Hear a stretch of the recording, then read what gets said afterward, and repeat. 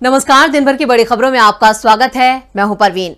आज इस बुलेटिन में बात होगी 5 राज्यों के सटीक ओपिनियन पोल की। धार में प्रियंका गांधी के ऐलान से बीजेपी में मचे हड़कंप की, अमित शाह की चुनौती पर भूपेश बघेल की ललकार की, बाबा केदार धाम में राहुल के अनोखे अंदाज की। इसके साथ ही देखेंगे कि जाने माने कार्टूनिस्ट इरफान की किस खबर पर पड़ी तिरछी नजर, और बुलेटिन के आखिर में बात राज्यपालों को लेकर सख्त होते सुप्रीम कोर्ट की। इसके साथ ही और भी कई बड़ी खबरों से आपको करवाएंगे रूबरू, लेकिन तमाम बड़ी खबरों से पहले एक नजर सुर्खियों पर।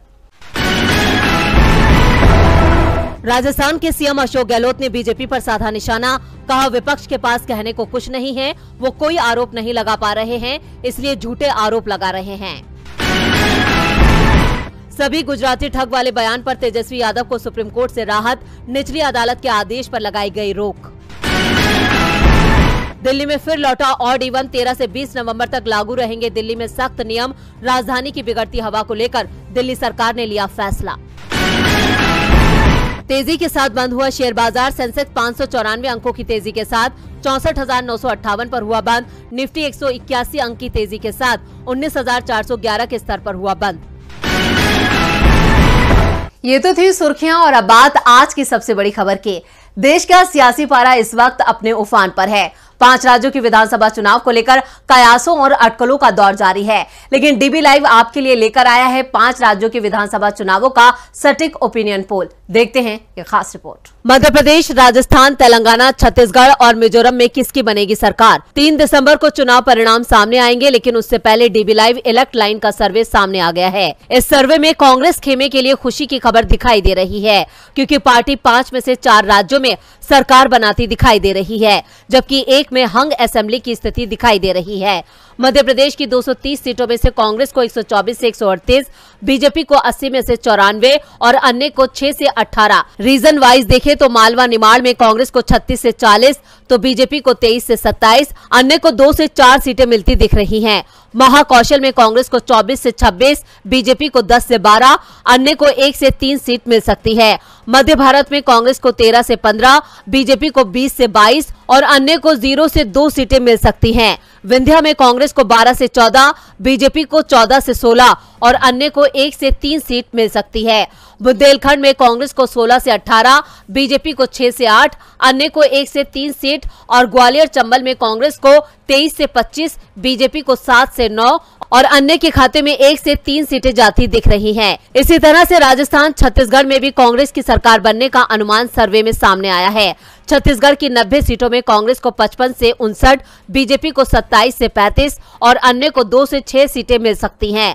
अगर राज्य के अलग अलग हिस्से में देखें तो बस्तर में कांग्रेस को 7 से 9, बीजेपी को 3 से 5, सरगुजा में कांग्रेस को 8 से 10, बीजेपी को 3 से 5, अन्य को 0 या 2 सीट मिल सकती हैं। जबकि सेंट्रल छत्तीसगढ़ में कांग्रेस को 36 से 40, बीजेपी को 21 से 25, अन्य को 2 से 4 सीट मिल सकती है। ओपिनियन पोल में राजस्थान में कांटे की टक्कर दिखाई दे रही है। राज्य की 200 सीटों में से कांग्रेस को 91 से 107, बीजेपी को 85 से 101 और अन्य को 4 से 12 सीटें मिल सकती हैं। अगर रीजन के हिसाब से देखें तो हड़ौती में कांग्रेस को 6 से 8, बीजेपी को 9 से 11, मेवाड़ में कांग्रेस को 17 से 21, बीजेपी को 20 से 24 और अन्य को 1 से 3 सीटें मिल सकती हैं।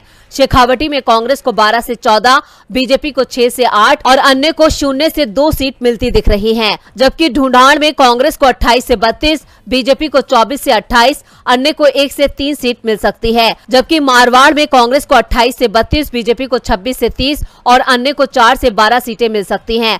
जबकि तेलंगाना की 119 सीटों में से कांग्रेस को 58 से 64, बीआरएस को 43 से 49, बीजेपी को 1 से 3 और अन्य को 8 से 10 सीट मिल सकती है। जबकि मिजोरम की 40 सीटों में से कांग्रेस को 15 से 17, एमएनएफ को 11 से 13, जेडीपीएम को 10 से 12 और अन्य को 0 से 2 सीट मिल सकती है। डीबी लाइव की इस ओपिनियन पोल से बीजेपी खेमे में खलबली मच गई है। खलबली तो मध्य प्रदेश में प्रियंका के ऐलान से भी मच गई है। प्रियंका गांधी आज एमपी के धार पहुंची थी, जहां उनके निशाने पर सीएम शिवराज सिंह चौहान थे। वहीं प्रियंका गांधी ने सभा को संबोधित करते हुए केंद्रीय कृषि मंत्री के बेटे के वायरल वीडियो का जिक्र किया और अडानी को लेकर मोदी सरकार पर हमला बोला, जिससे सियासी पारा गर्मा गया है। एमपी में चुनाव प्रचार अब पूरे जोर शोर से चल रहा है। इस कड़ी में एक हफ्ते में दूसरी बार प्रियंका गांधी ने एमपी का दौरा किया।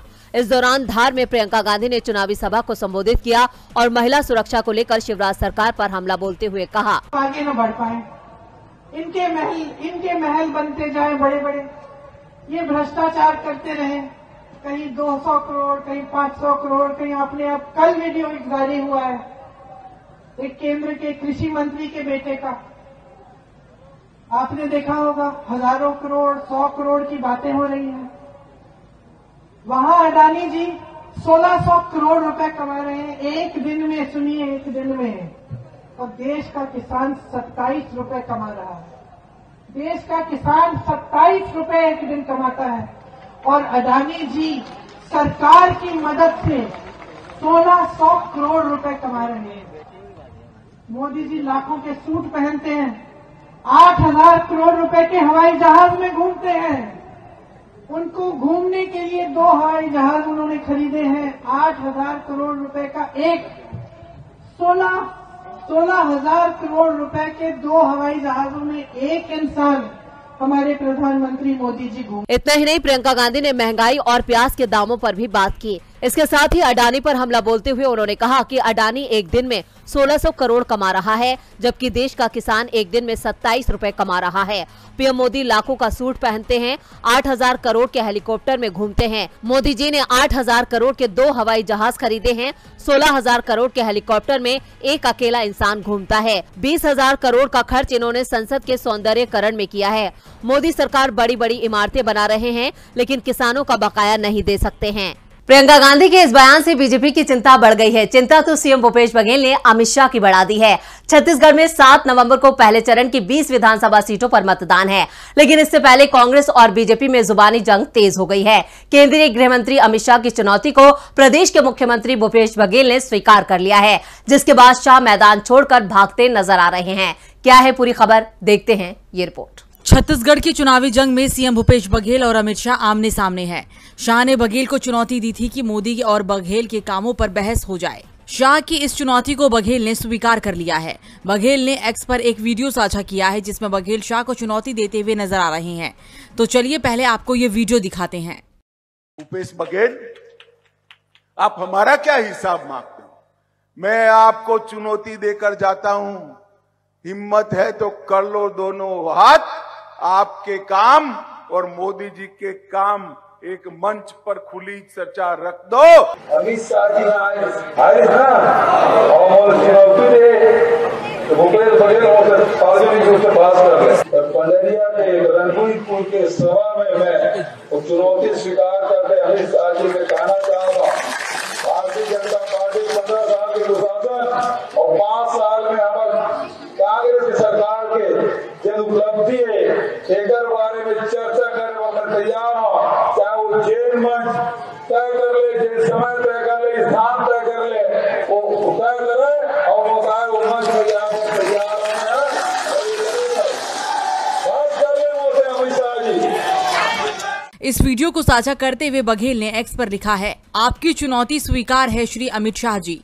मंच, समय, तारीख आप बता दीजिए, मैं आ जाता हूँ। 15 साल के आपके कांड और 5 साल के हमारे कामों पर हो जाए बहस। छत्तीसगढ़िया डरता नहीं है, आपके जवाब का इंतजार रहेगा। दरअसल एक चुनावी सभा को संबोधित करते हुए केंद्रीय गृह मंत्री अमित शाह ने कहा था कि सीएम भूपेश बघेल उनका क्या हिसाब मांगते हैं, बल्कि वो चुनौती देकर जा रहे हैं उनके काम और मोदी जी के काम पर बहस हो जाए। अब इसी का जवाब देते हुए पंडरिया की आम सभा में चुनौती को स्वीकार करते हुए सीएम बघेल ने कहा कि बीजेपी के 15 सालों के कुशासन और 5 सालों के कांग्रेस सरकार की जो उपलब्धि है, इस पर चर्चा के लिए वो तैयार हैं। वो चाहे जो मंच तय कर लें, समय और तारीख तय कर लें, हम आ जाएंगे। बघेल की इस चुनौती के बाद शाह की तरफ से कोई प्रतिक्रिया नहीं आई है, जिससे साफ है कि शाह मैदान छोड़कर भाग गए हैं। बघेल के ललकार पर शाह की खामोशी से बीजेपी बैकफुट पर है। इधर राहुल गांधी की केदारनाथ यात्रा पर बीजेपी सियासत कर रही है। 5 राज्यों के विधानसभा चुनाव में कांग्रेस के लिए जोरदार प्रचार करने के बाद राहुल गांधी 5 नवंबर को केदारनाथ पहुंचे, जहां राहुल गांधी एक अनोखे अंदाज में नजर आए। यात्रा के दूसरे दिन राहुल ने श्रद्धालुओं और साधु संतों की सेवा की, तो वहीं लोगों के बीच बैठकर चाय का लुत्फ भी उठाया। चलिए आपको भी दिखाते हैं राहुल गांधी का ये अंदाज। कांग्रेस के पूर्व राष्ट्रीय अध्यक्ष और वरिष्ठ नेता राहुल गांधी केदारनाथ धाम पहुंचे हैं। केदारनाथ धाम में पूजा अर्चना करने के बाद उन्होंने लोगों के साथ वक्त बिताया और चाय का लुत्फ भी उठाया।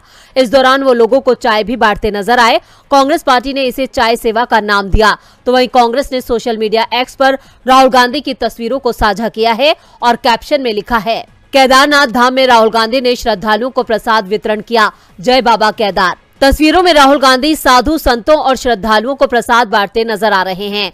हालांकि दौरे को लेकर कांग्रेस का कहना है कि राहुल गांधी का केदारनाथ धाम का दौरा बिल्कुल निजी है और आध्यात्मिक है, लेकिन बावजूद इसके सियासत भी शुरू हो गई है। बीजेपी ने तंज कसते हुए कहा है कि ये सनातन धर्म की जीत है, तो वहीं कांग्रेस की प्रदेश प्रवक्ता गरिमा मेहरा दसोनी ने जोरदार पलटवार करते हुए कहा कि बीजेपी हर एक विषय को धर्म से जोड़कर इसलिए पेश करती है क्योंकि वो हमेशा धर्म की राजनीति करती है, लेकिन देश की जनता सब जान चुकी है। देश के लोगों के साथ साथ बीजेपी की नजरें भी राहुल गांधी पर टिकी हुई हैं। नजरें तो फिलहाल मध्य प्रदेश पर कांग्रेस की भी हैं। मध्य प्रदेश की राजनीति में एक वीडियो के आने के बाद बवाल मच गया है। दरअसल केंद्रीय मंत्री और दिमनी सीट से बीजेपी उम्मीदवार नरेंद्र सिंह तोमर के बेटे देवेंद्र प्रताप सिंह तोमर का वीडियो तेजी से वायरल हो रहा है। वायरल वीडियो पर कांग्रेस ने बीजेपी को घेर लिया है, सवाल किया है कि ईडी अब कहां है। क्या है पूरी खबर, देखते हैं इस रिपोर्ट में। एमपी में वोटिंग से पहले केंद्रीय मंत्री नरेंद्र सिंह तोमर के बेटे का वीडियो वायरल हो रहा है, जिससे सियासी पारा चढ़ गया है। वायरल वीडियो में माइनिंग कारोबारियों से डील की बात हो रही है। इस वीडियो चैट में मंत्री के बेटे देवेंद्र तोमर की तस्वीर दिख रही है। नरेंद्र तोमर दिमनी विधानसभा सीट से बीजेपी उम्मीदवार हैं। ऐसे में विपक्ष की तरफ से आरोप लगाए जा रहे हैं कि विधानसभा चुनाव में वोट खरीदने के लिए भ्रष्टाचार कर कमाए पैसे का उपयोग किया जा रहा है। हालांकि वीडियो वायरल होने के बाद बीजेपी ने इसे फर्जी वीडियो बताया और मुरैना में एफआईआर दर्ज भी करवा दी गई। तो वहीं कांग्रेस नेता सुप्रिया श्रीनेत ने कहा कि वीडियो में नरेंद्र सिंह तोमर के बेटे देवेंद्र सिंह तोमर करोड़ों रुपए के लेन-देन की बात कर रहे हैं। माइनिंग के कारोबारियों से करोड़ों रुपए लेने के लिए बैंक अकाउंट कहां-कहां खोले जाएं, इस पर चर्चा हो रही है।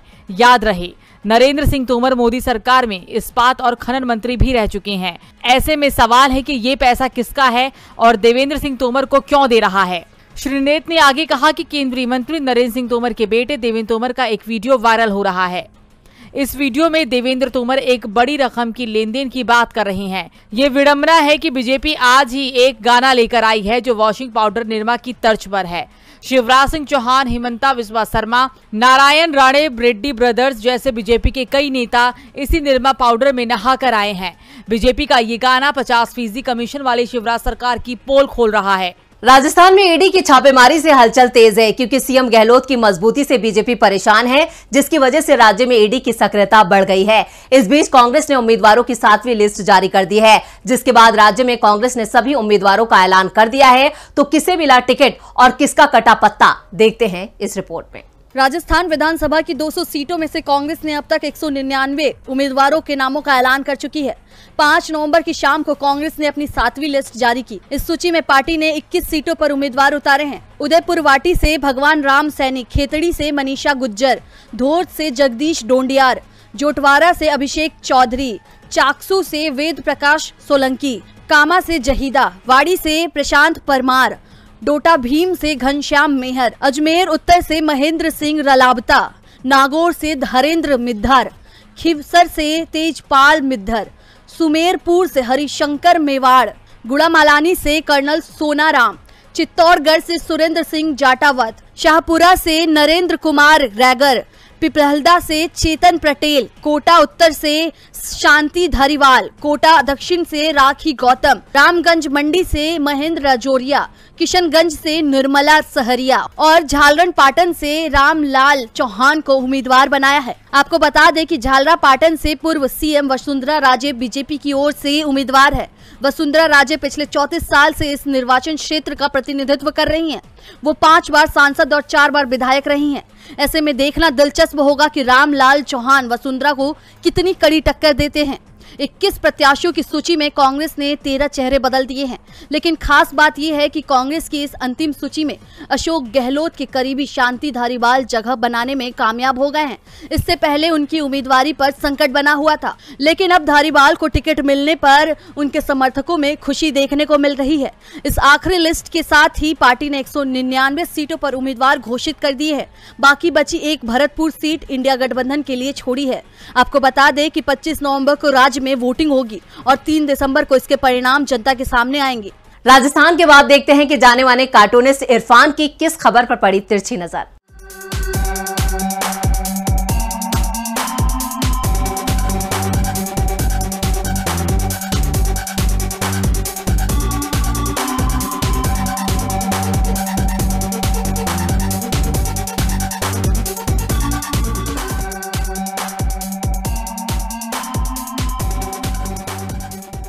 पीएम नरेंद्र मोदी विधानसभा चुनाव जीतने के लिए तरह तरह के फांसे फेंक रहे हैं। अब उन्होंने कहा है कि वो शानदार मिजोरम के लिए तत्पर हैं, शानदार मिजोरम के लिए प्रतिबद्ध हैं। तो भाई शानदार से तात्पर्य उनका क्या है ये तो वही जाने। हम तो ये उम्मीद करते हैं कम से कम